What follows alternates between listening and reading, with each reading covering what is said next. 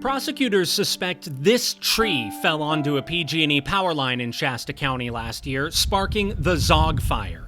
That fire killed 4 people, including an 8-year-old girl, Fayla McLeod, and her mom, Elena.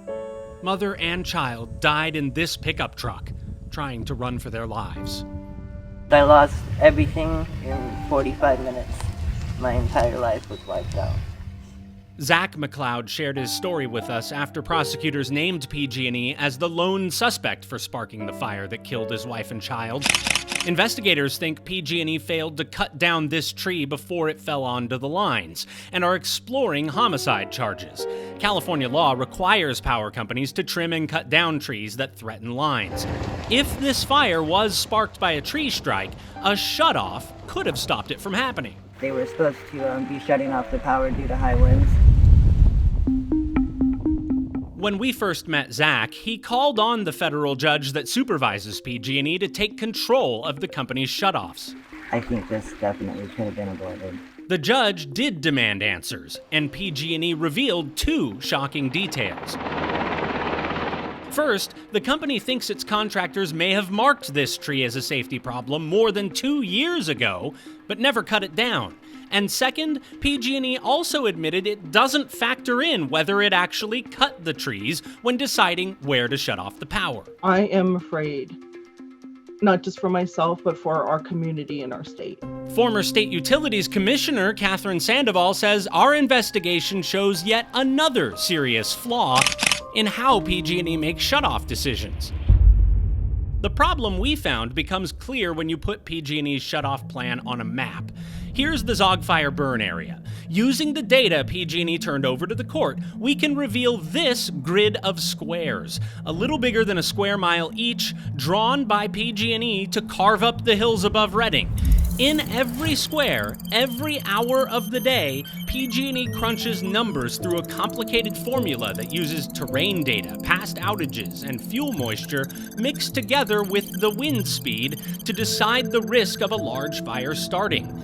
The Zog Fire started in this square, right beneath the PG&E power line. But arguably the most important data, the wind speed, didn't come from here in the Zogmayan Canyon. It came from PG&E's nearest weather station, all the way down here on the other side of the community of Igo, 3.5 miles away on flat, lower-lying terrain. So everything about this terrain tells me that you would expect the weather to be different there where the Zog Fire is than where that weather station is. What you see PG&E doing here, Sandoval agreed, would be like a ski resort deciding whether it was safe to let you ride a chairlift up the mountain by taking wind speed measurements down in the parking lot. With 3.5 miles, this isn't just in the parking lot. This is in the village that's on the flats to the ski slope. This is junk science. This is to hide the ball. Former prosecutor Mike Aguirre is on a legal team with Sandoval, representing PG&E customers in the company's probation. He says PG&E is trying to pass off an algorithm instead of doing the work, like measuring the wind or fixing the actual safety problems on the power grid. What you're basically uncovering is that this is another hoax.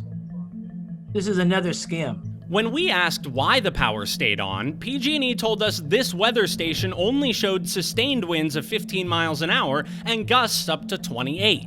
That's lower than PG&E's criteria to help trigger a shutoff. But that's not what the people experienced living up where the fire danger actually was. If you talk to anybody in that area, they all expected the power to be shut off that day. When I woke up Sunday morning, it was very windy. I would say probably 35, 40 mile an hour winds. Zach McLeod woke up at his house in this PG&E square and went to work. His wife and daughter died in this same square that afternoon, running for their lives. The other 2 people killed by the fire also died in squares where PG&E had no wind monitoring. Why don't they just measure the wind speed on all of their lines? I think that's a good question. Why didn't PG&E have more wind monitors like this one up in the area where the Zog Fire actually started? The one they own down the hill retails for $1,200. If PG&E wanted to buy more of those, we know one place they could have found the cash, After our first series of reports on PG&E's political donations, the company told its probation judge it does not believe those donations were more important than spending on safety.